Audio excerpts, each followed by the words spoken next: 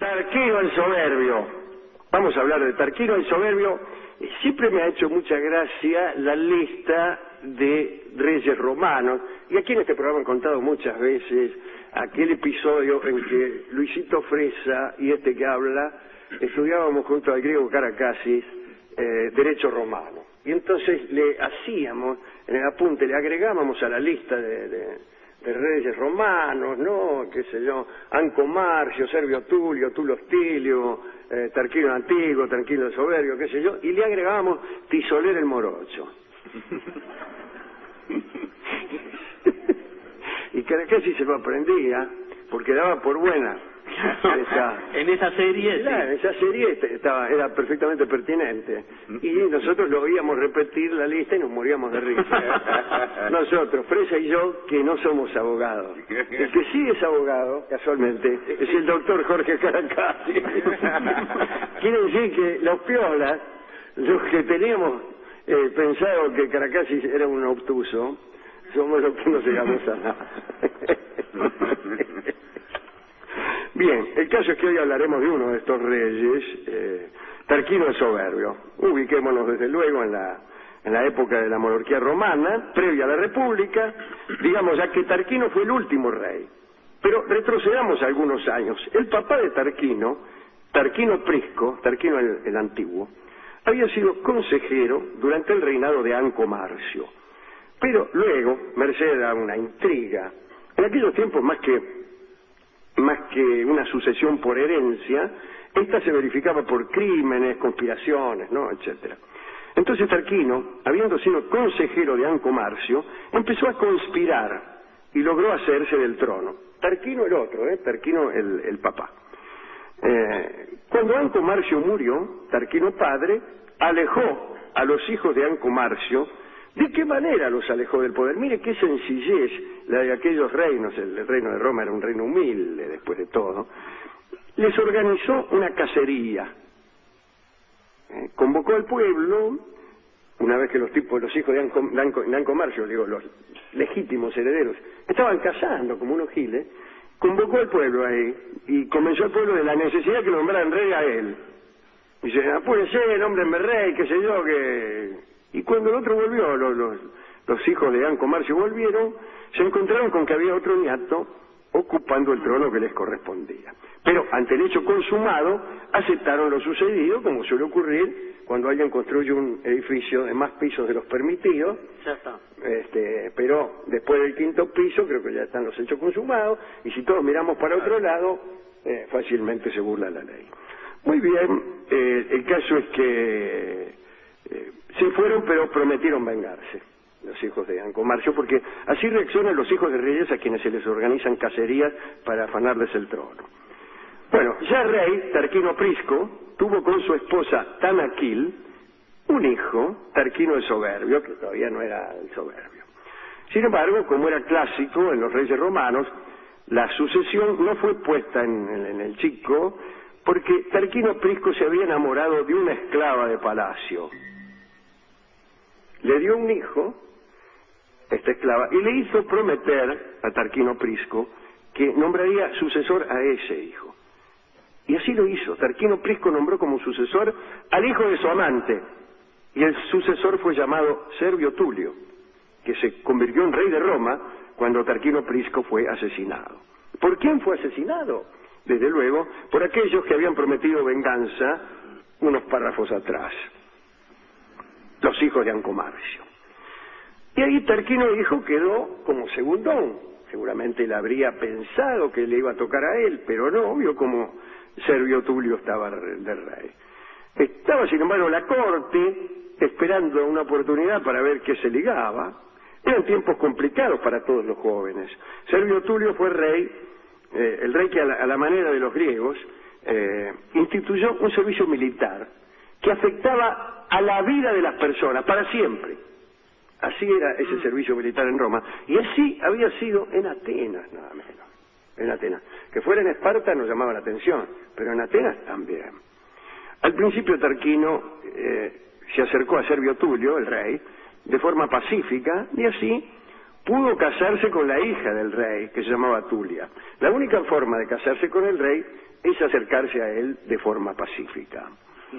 Al cabo de pocos años, metas, sobornos y persuasiones, Tarquino se atrajo a un gran número de familias patricias romanas para su partido, y así alcanzó a la mayoría en la asamblea rectora y en el senado romano. Cuando pensó que ese poder era suficiente, dio un discurso feroz contra Servio Tulio. Servio Tulio, bien. Que Servio Tulio esto, que Servio Tulio aquello, eso fue todo lo que dijo. Bueno, tampoco es tan terrible. No, en realidad dijo que la corona le pertenecía a él por derecho de nacimiento. Eso dijo. Y ahí sucedió algo terrible. Al enterarse del discurso, el rey, Servio Tulio, fue hasta el Senado, incluso para hacer un descargo de aquellas acusaciones. Y Tarquino, en un acto democrático, lo tomó a Servio Tulio y lo tiró por una escalera. Cuando cayó justo a los pies de un numeroso grupo de partidarios de Tarquino, que empezaron a arrastrar el cuerpo de Servio Tulio hasta que murió. Vio como es uno, que lo arrastran, y al final te morís. Bueno, cuando vieron que estaba muerto, dejaron el cadáver tirado en plena calle para que fuera profanado. Profanelón. Así Tarquino fue proclamado como el 7º rey de Roma, junto con Tulia, la mujer, la hija del finado, ¿no? Bueno, una leyenda dice que cuando iba desde su casa al palacio para ocupar el trono, el carro pasó por el lugar donde estaba el cadáver de Servio Tulio y lo pisó. Son cosas que se dicen para hacer los relatos más interesantes, y yo creo que debe estar a lo mejor junto al decíamos ayer de Fray Luis, a la manzana de Newton, etcétera.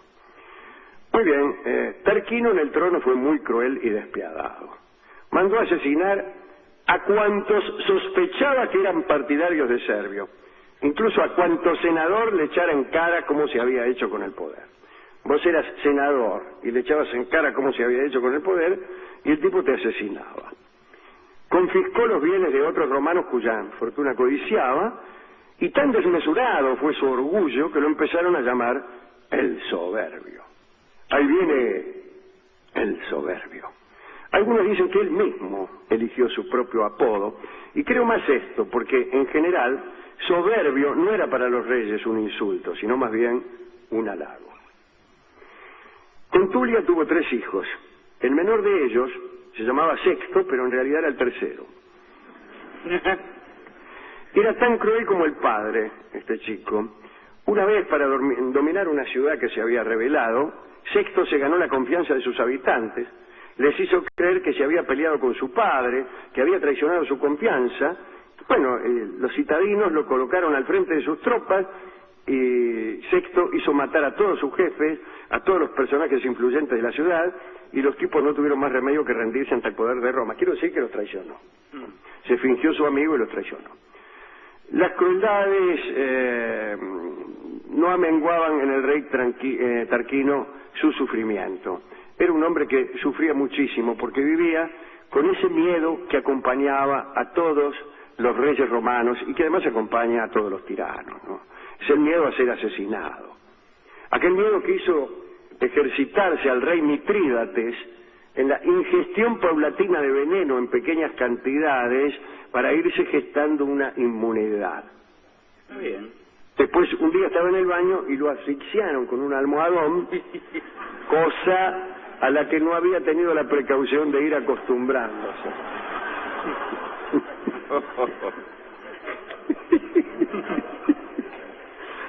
Bueno, Tarquino era muy supersticioso y consultaba día tras día a los augures de Etruria, el país de los etruscos, ¿no?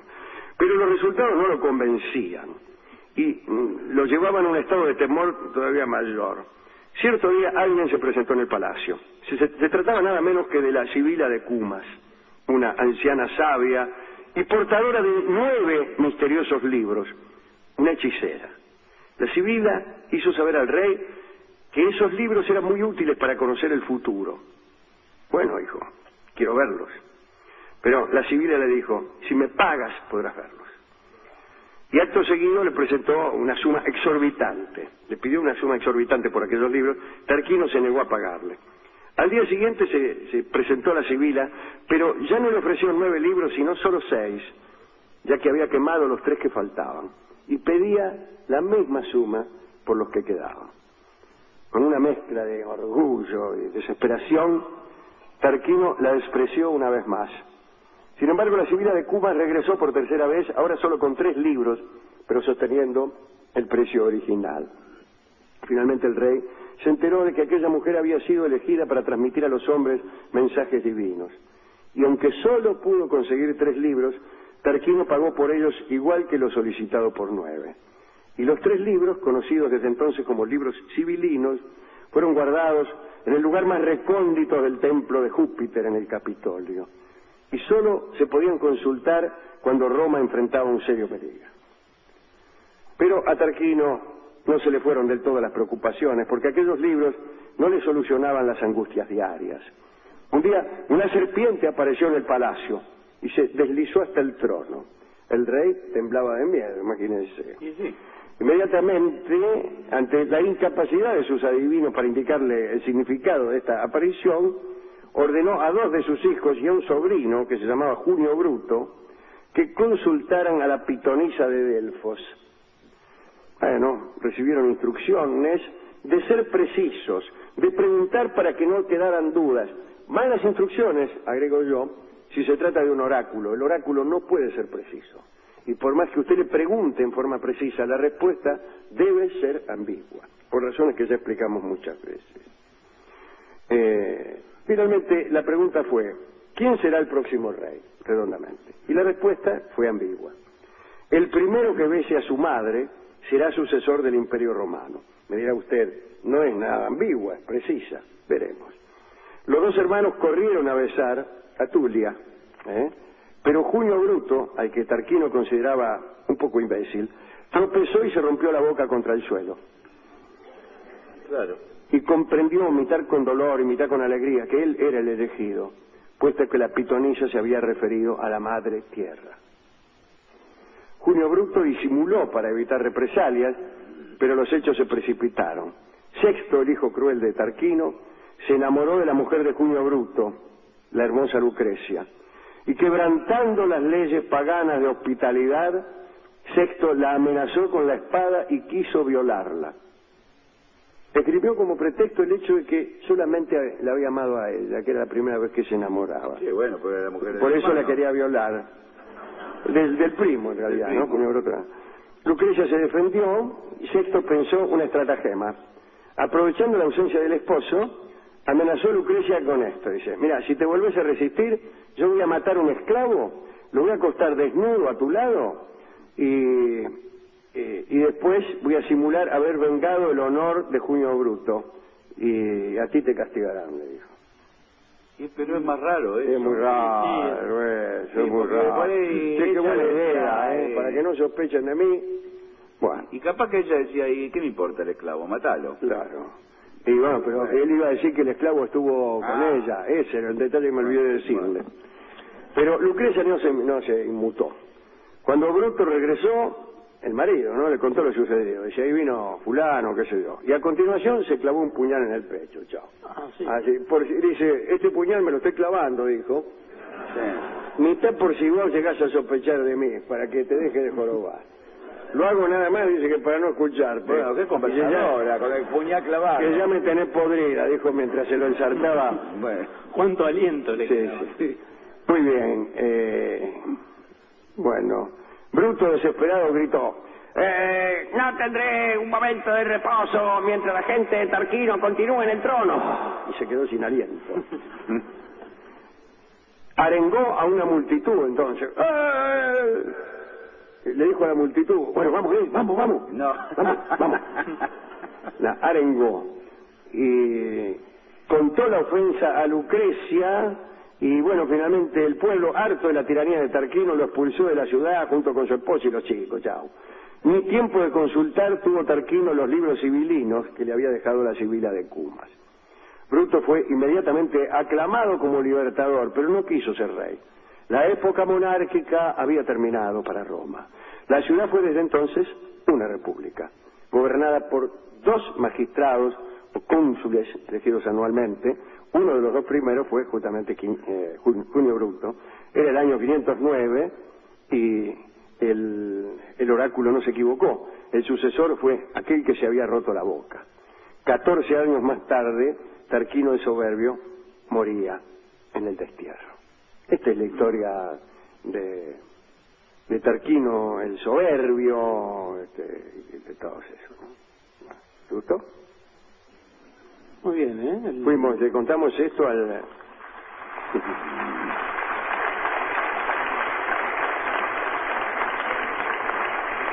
Empezó como algo tan simple con esa usurpación casi infantil Claro, del poder. esto es soplar y hacer botellas, el Sí. poder, dijo. Y no mire era. cómo terminó. Y no era, terminó convirtiendo la monarquía en una república. Hemos ido a la discoteca, el discotecario me dijo que... Yo no creo que haya ninguna canción en la discoteca que se refiera a esta historia. Sí, hay una que se refiere a una persona que también se había enamorado una única vez. Bueno, pero otra persona. Bueno, hay muchas personas. Pero según el discotecario, se estaban refiriendo justamente a Tarquino. ¿Ah, sí? O al hijo de Tarquino. A Sexto. Bruto. A Sexto, el hijo de Tarquino, que se enamoró de la mujer de Junio Bruto y le dijo todas esas cosas. Te voy a violar, dice, porque sos la única a quien amo. Y usted dice que hay un tango ambientado así en la antigua Roma. Una ranchera. No Una está ambientada en la antigua Roma, mitad para disimular. Ah. Se llama Me enamoré una vez. Sí, el Para mí que título- no tiene nada que ver, ¿Cómo? señor, con esta historia. Para mí sí. ¿En la letra dice algo? El sujeto de enunciación bien podría ser Sexto, diciéndoselo a la Mena. Pero Ah. no es. Y bueno. Escuchemos esta Escuchemos canción así. que canta con impostación de canción de cámara Carlos Gardel, a pesar de que es una ranchera, fíjate vos.